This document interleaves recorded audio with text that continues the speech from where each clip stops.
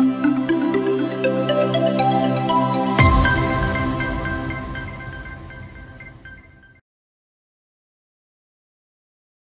and welcome to Daily News Simplified, an analysis of the Hindu newspaper from UPSC perspective.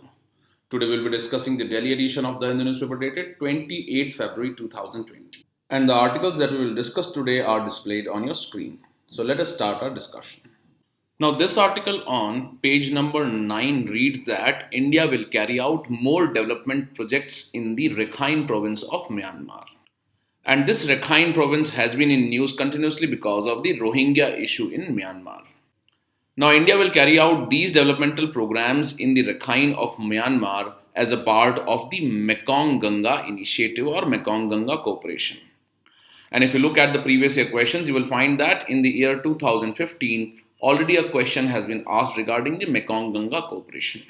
So, in this context, let us look at some of the important points of the Mekong Ganga cooperation from our preliminary examination point of view. So regarding the Mekong Ganga cooperation, you should note that it is an initiative by 6 countries, and these include India and the 5 other ASEAN countries, which include Cambodia, the Laos, Myanmar, Thailand and Vietnam. And the major aim or objective of this cooperation is in the areas of tourism, culture, education and transport and communications. So this is simply based on the past cultural and commercial linkages that existed between these member countries, which are located on the Mekong and the Ganga rivers. Further, it was launched in the year 2000 in Laos. Now, as the question in the year 2015 in the preliminary examination was about the member countries of this Mekong Ganga cooperation, you should also be aware about the main or the important aim and objective of this cooperation. So as you can see that it is not aimed at security in this region, and it is a soft power initiative of India as well as other 5 ASEAN countries. So this is basically aimed at cultural and commercial linkages that will be developed in the countries that are located in the Mekong Ganga region. And you might already be knowing that this initiative has been based on 2 rivers, that is Ganga and the Mekong. So it aims at facilitating closer contacts among the people inhabiting these 2 major river basins. So in this you should clearly know about the main aim and objective of this Mekong Ganga cooperation, and that can be asked in your preliminary examination. And if you look at this question that was asked in 2015, it reads, in the Mekong Ganga cooperation, an initiative of 6 countries, which of the following is or are not a participant or participants? So it is asking us to identify as to which countries are not a part of this Mekong Ganga cooperation. So as we have learned here that Bangladesh and China are not the part of Mekong Ganga cooperation, and hence the correct answer here is C, that is 1 and 3 only. Now after going through the Mekong Ganga cooperation, try and attempt this question from the preliminary examination point of view, and we will explain the answer of this question after 5 seconds.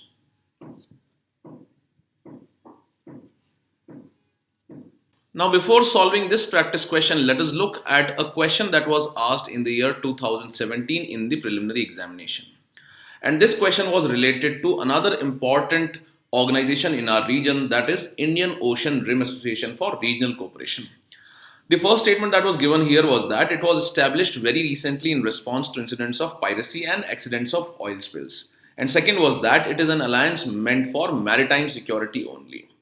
So if you closely look at the statements that are provided in this question, you will find that UPSC is trying to confuse us by providing certain statements which look correct in the first glance. And if you study about the Indian Ocean Rim Association, you will find that it was established in the year 1995 and not very recently in response to the incidents of piracy. So this statement was incorrect here. And again, if you look at the second statement, it is said that it is an alliance meant for maritime security only, which is also incorrect because it mainly aims at balanced regional development and also for economic cooperation. And hence the correct answer here was D, that is neither 1 nor 2.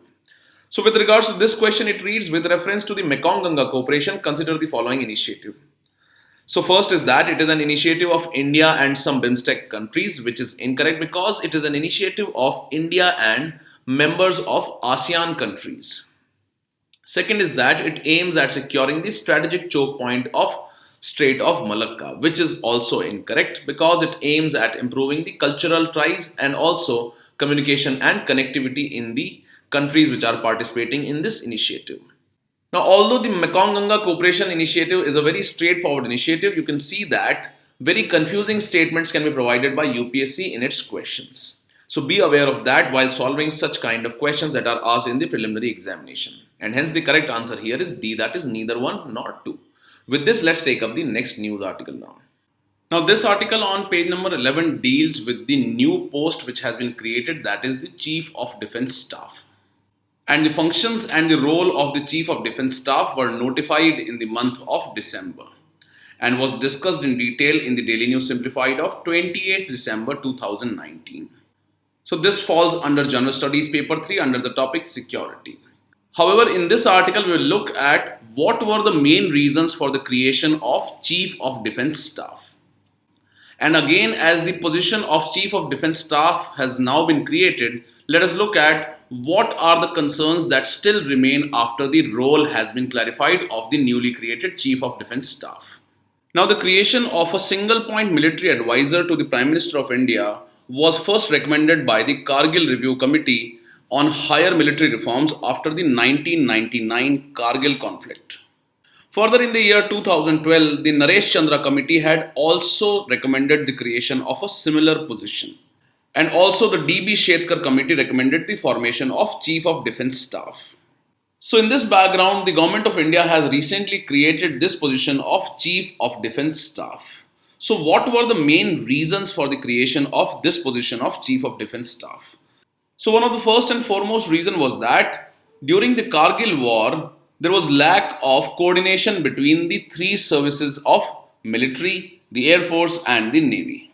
And there was lack of coordination in the joint operations by these three services. So this led to the idea of creation of a single point military advisor to the Prime Minister of India who will take care of the coordination between the three services or the three armed forces. And also it was realized that there was a need to review the procurement and indigenous production process and also the Defence Research and Development Organization as well as the manpower issues also needed to be addressed. And for that, the creation of a single point advisor in the frame of Chief of Defence Staff was advised by various committees. The second reason was that there was a need for inducing doctrinal changes keeping in mind the changing strategic scenario. Now what this means is that there is a need to have a relook at the no first use nuclear doctrine of India. And also it needs to be relooked at what it means by the need for a second strike capability through a nuclear triad. So basically this means that India needs to revisit its military doctrines, for example, the no first use policy in terms of nuclear attack. And it is expected that the reform in the higher defense management in terms of the Chief of Defence Staff would enable armed forces to implement coordinated defense doctrines and procedures and go a long way in fostering the joint manship among the three services. So it aims at solving the problem of coordination in the implementation of various military doctrines as well as various other procedures. And it aimed at correcting the wrong which was seen during the Kargil war, which was also highlighted by the Kargil Review Committee. Now another important issue is related to the matter of finances of these three armed forces. And there is lack of inter-service parity of distribution of funds within the three services. Now for example, Indian Navy had a wish list of 200 ships, while the Air Force targeted 45 squadrons. But they were curtailed massively, keeping in view the massive budgets of the army. So there is unequal or there is lack of parity in the distribution of funds amongst the three forces. Now again, the first Tri-Service Command was set up in 2001 to focus on India's interest in the South Asia and the Strait of Malacca. Now this joint Tri-Service Command was not allowed to succeed because the three services did not want to share their assets and did not post their best officers in it. Now simply this Tri-Service Command is granted to an officer by which he has command over all the assets of the Army, Navy and the Air Force over particular theatre or field of warfare. And because of the lack of coordination between the three forces, this Tri-Service Command was a non-starter. So because of the negative experiences like the non-starting of the Tri-Service Command, there was a need to create a powerful Chief of Defence Staff who will be capable of sweeping aside the resistances from the individual services. And again, there is a need for revamping the training and education of the military personnel. Now, professional military education with the armed forces is still geared far too much towards operation and training, and not much focus is given towards education of the personnel in the armed forces. So, it was realized that it is important to encourage the officers to get a wide range of educations and not just go for the education or the training related to operations, etc.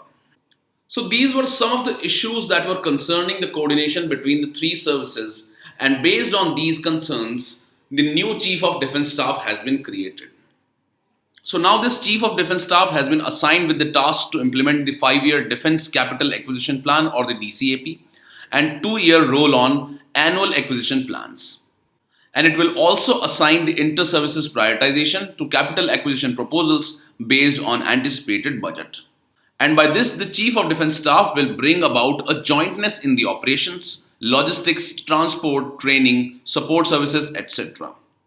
And it will lead to optimal utilization of the infrastructure, and it will also improve the coordination between the three armed forces of India. However, the form in which this new Chief of Defence Staff has been created, various concerns still remain to be answered. For example, the creation of Chief of Defence Staff may lead to the dilution in the operational control of respective service chiefs. So presently we note that all the armed forces have different service chiefs. For example, there is a chief for Indian Army, then there is chief for Air Force, and then again there is a chief for Indian Navy. So as the new Chief of Defence Staff has been created, it may lead to the dilution in the operational control of these service chiefs. Further concerns have been raised by Indian Air Force regarding the already limited resources that it has. And if the already limited resources of the Indian Air Force are distributed amongst the other forces, it will adversely impact the operational capabilities of the Indian Air Force. Now presently, as the Chief of Defence Staff does not have any military control over all the services, it is suggested that in a period of next 3 to 5 years, it should be converted into the position of a theatre command. However, such theatre command structure has not been adopted by any major country in the recent past, and especially not present in the developing countries. Now, simply a theatre command is an organizational structure which is designed to control all the military assets in a theatre of war to achieve the military effects and the results. And it places the resources of all the forces at the command of a senior military commander. Now we already note that such a theatre command has been created in the Andaman and Nicobar in the form of Tri-Service Command. However, this Tri-Service Command was not allowed to succeed because the three services did not want to share their assets, and also they did not want to post their best officers there. However, if the Chief of Defence Staff is not given the military command over the three services, it will lead to duplication of functions and duplication of roles. However, at the same time, it needs to be pointed that it might also lead to concentration of too much power in a single person if such theatre commands are created. So, although it is suggested that the Chief of Defence Staff should be converted into a theatre command structure, but it also raises the concern that it might lead to too much concentration of power in a single person. So, in this background, with the changing nature of warfare and limited resources, there is a need to look freshly and pool and share the costly assets. Also, there is a need to bring down the costs in the operations of the army, and also to sharpen the combat edge through streamlined tri-service operations.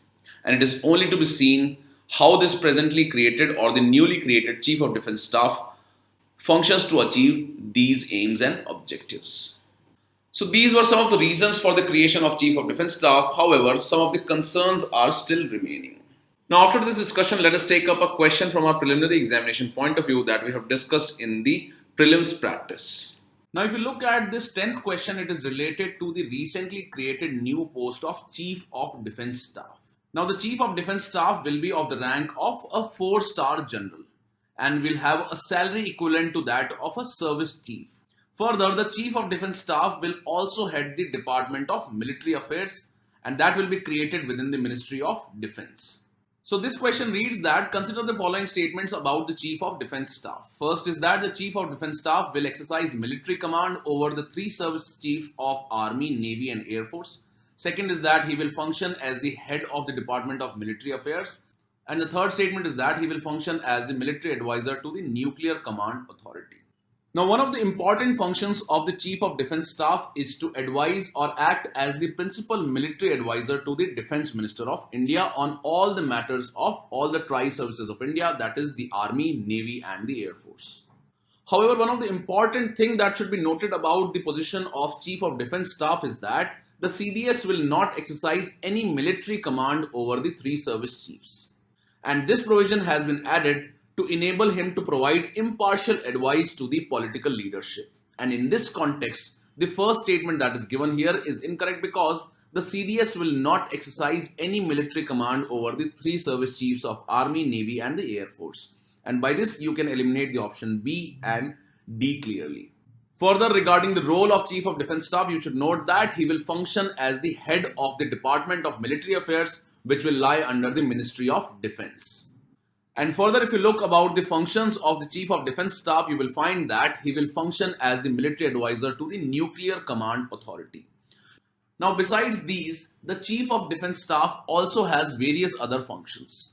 So do read about the role, responsibility and the functions of the Chief of Defence Staff which has been created. And these aspects can be very important for us for the upcoming preliminary examination. So in this line, the correct answer of this question is C, that is 2 and 3 only. Now this article on page number 10 is related to the performance of Aadhar in the welfare delivery schemes. Now in this background, an empirical research was conducted by the National Bureau of Economic Research in the research paper named Identity Verification Standards in Welfare Programs. And it has found that the Aadhar based biometric authentication system has not reduced the PDS leakages in the state of Jharkhand. So this forms an important part of the General Studies paper 2 under the topic Schemes Mechanisms for the Welfare of the Vulnerable Sections. And you can see that in the preliminary examination of 2013, a question was asked in the General Studies paper 2 related to the economic cash transfer system. So the question reads, electronic cash transfer system for the welfare schemes is an ambitious project to minimize corruption, eliminate wastage and facilitate reforms. Comment. So accordingly, in this article, let us try and understand what was the rationale to introduce Aadhar in the first place. Again, how was the study conducted? That is, it was conducted through the randomized control trial, which forms the basis of evidence-based policy-making approach, which was also highlighted in one of the economic surveys. And then let us look at the key highlights of this report and how has the Aadhar performed in the welfare delivery scheme system. Now, as far as the Aadhar system is concerned, it was first conceived to facilitate the direct benefit transfer for public distribution system under the National Food Security Act, the MGNREGA, the LPG subsidies as well as other subsidy regimes in India. And they were aimed at providing benefits for general welfare of the public. And it was estimated that the government spends nearly 3 trillion rupees in various welfare programs as well as subsidies.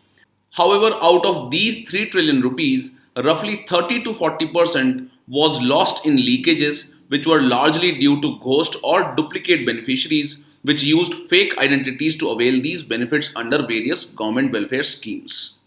So it was assumed that a unique identity-based biometric system in the form of Aadhar can eliminate these leakages and can improve the efficiency in welfare delivery.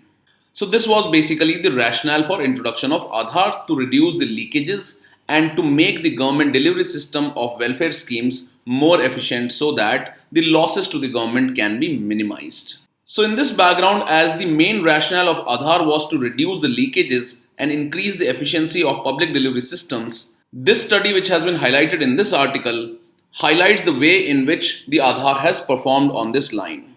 And this study has used the randomized control trial system which was used by the Nobel Prize winner of 2019 Abhijit Banerjee and Esther Duflo.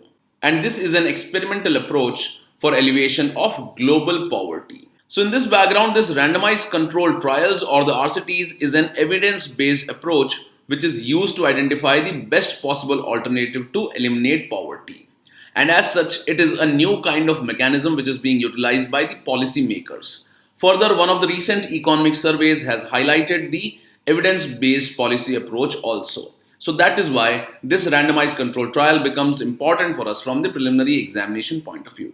So what is this approach and how it is implemented is also important for us. So under this randomized control trial system, the village households would be divided into 4 groups. And in this, the group A would be provided certain amount of mobile vaccination van facility. Then the group B would be given a sack of food grains. The third group or the group C would get both the sack of food grains as well as a mobile vaccination van facility. However, the group D would not be provided any of these facilities. And as such, as the group D is not provided with any of these facilities, it is known as the control group. And the groups to which the facilities have been provided is known as treatment groups. Now, the main aim of such experiment is that it would show whether a policy initiative is working or not. And at the same time, it would also show what happens when more than one initiatives are combined. And this is aimed at helping the policymakers to have the evidence-based policy before they choose to implement any kind of policy or welfare scheme. Now, as the RCT is an evidence-based approach and has received the Nobel Prize for this year in case of eliminating of global poverty, this becomes important for us from the exam point of view. Now, the team of researchers had conducted these randomized control trials in the state of Jharkhand. And they used this technique to study the PDS system, which covered 15 million beneficiaries. And according to this study, one set of beneficiaries went through the Aadhar based biometric authentication system, while the other group used the old system of procuring their ration. And the results were then compared to see if the Aadhar based biometric authentic system had any impact in reducing the leakages in the PDS system. So in this background, let us look at the findings of this report.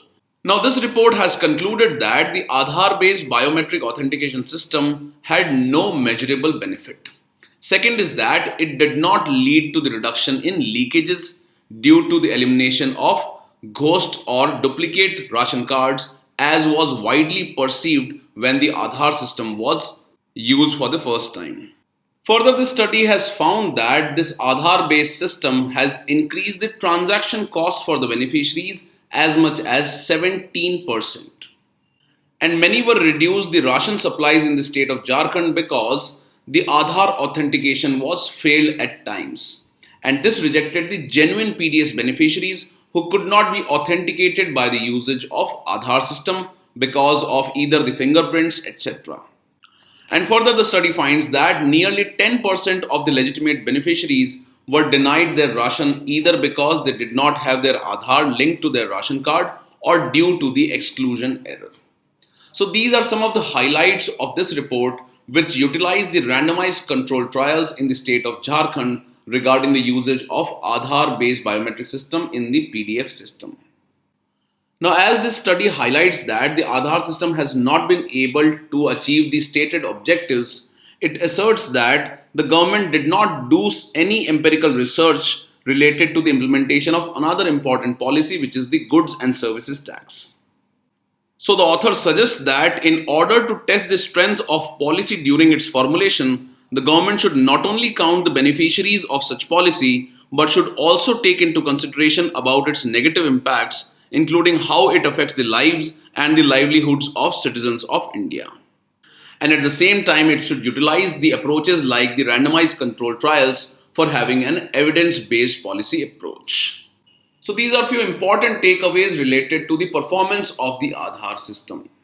Now, as in today's newspaper, there were only few news articles which were important for us from the preliminary examination point of view. Let us take up these two questions from the modern history which were asked in the year 2017 in the preliminary examination. And regarding the Mekong Ganga initiative, we have already discussed a practice question during the discussion of that topic. So the answer for these questions will be discussed after 5 seconds.